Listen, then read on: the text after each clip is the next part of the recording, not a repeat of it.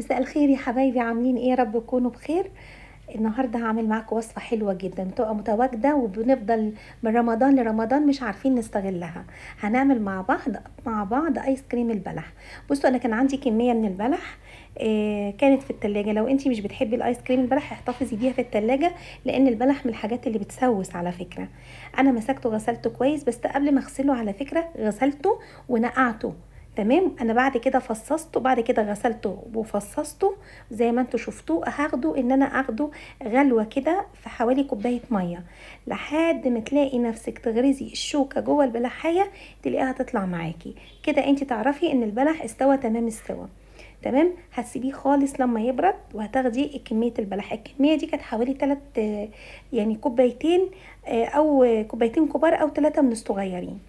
اخدت البلح ده وحطيت عليه كوبايتين لبن وضربتهم في الخلاط. انت ممكن لو عايزه تعملي كوبايه لبن وكوبايه ميه ساقعه، مفيش ادنى مشكله. انا عامله لك بطريقه سهله جدا للناس اللي ما عندهاش المضرب. بصوا، حسيتوا ان البلح لما ضربته بقى انهمك قوي.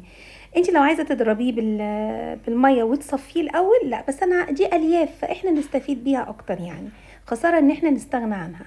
هنزل بحوالي 3 معالق كريم شانتيه غير محلى. اوعي تحطي كريم شانتيه محلى، لان البلح ده مسكر قوي. فانت تحطي 3 معالق كريم شانتيه. انا بالنسبه لي لما حطيت 3 حسيت ان انا محتاجه معلقه تانية، فحطيت 4 معالق. وحطيت معلقتين لبن بودر بحيث ان انا اعزز الطعم. تمام. هتضربي كل ده.